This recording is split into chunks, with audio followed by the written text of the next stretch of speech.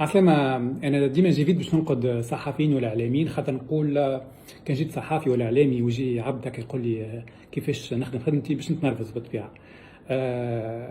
لكن فما فرق بين أني ننقدك في أدائك وبين أنك تعمل خطأ وتتمادى فيه وما تصلحوش.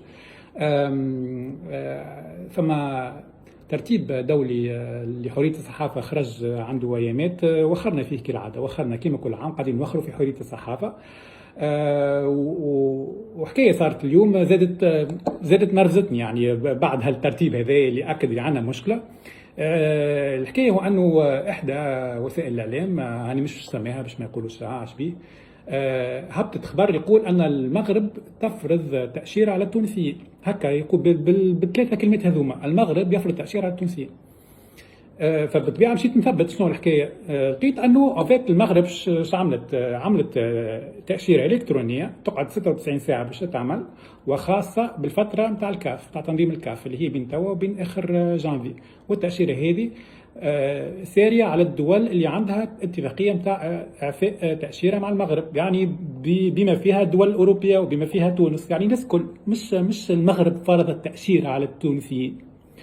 ففهم فرق كبير ياسر بين العنوان شنو يقول وبين محتوى الخبر.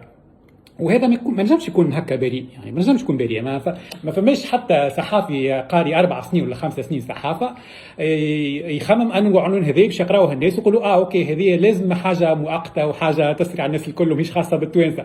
فبالطبيعه الرياكسيون تاع الناس على الخبر هذا كان شلال من السبان ضد المغاربه، وسبان خايب يعني بالحق.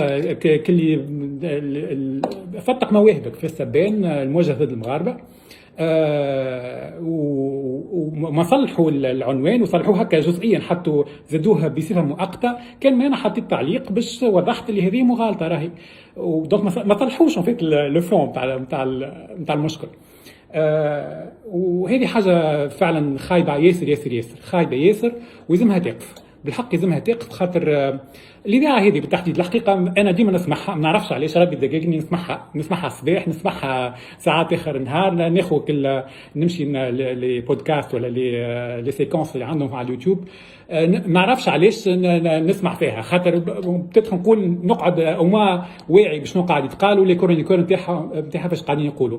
اما بصراحه سامحني، هذه حاجه ماهيش مهنيه بالكل، وحاجه قاعده تقلب في الناس على بعضهم، قاعده تقلب بالتحديد في التوانسه ضد المغاربه.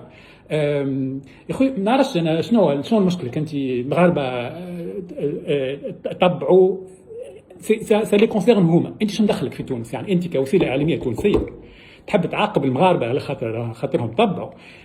تلاقي في روحك الساعه، تلاقي في تونس، انت عندك احداث في تونس. انا كيما كونسيرن كتونسي شو صار في تونس؟ المغاربه شنو يعملوا؟ نظامهم شنو يعمل؟ امورهم الله يوجههم خير بالحق. علاش تدخلوا فينا في متاهات ودخلوا في رواحكم انتم كجزء من وسائل الاعلام التونسيه، دخلوا في رواحكم في المتاهات هذه نتاع تحطوا في الشعوب ضد بعضها. حاجه خايبه على الاخر ويلزمها توقف، وما عندها حتى علاقه باخلاقيات المهنه، وقاعده توخر بينا كيما صاير توا في الترتيب العالمي نتاع حريه الصحافه. والصحافه راهي الحره ما تكون حره كان بمهنيه مالها. وباش ما نعممش، يعني نعرف برشا صحفيين ما شاء الله عليهم في تونس، للاسف برشا منهم خرجوا. دونك يظهر لي هذه سي ان انديكاتور زاد نتاع القطاع شنو صاير فيه. الصحفيين الباهين برشا منهم خرجوا على خاطر من المناخ المتعفن هذا اللي هما فيه. وخليني نقف هنا، خاطر بالحق هذه حاجه نرفزتني على الاخر. يعني انا كبلوجر صغير ما عندي حتى ساخي دانفلونس، يعني قداش عندي متابعه؟ اقل من 10,000.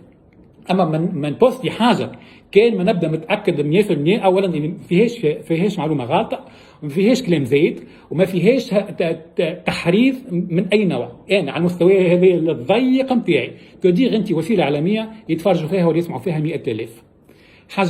حاجه مخزيه الحقيقه، حاجه مخزيه. ونتمنى تصلحوا غلطتكم، لانه فما مجال تصليح الغلط وفما مجال الاعتراف انكم غلطتوا ولتصحيح الخطا هذايا. وخلينا نشوفوا شنو باش يصير. هاكم طيب.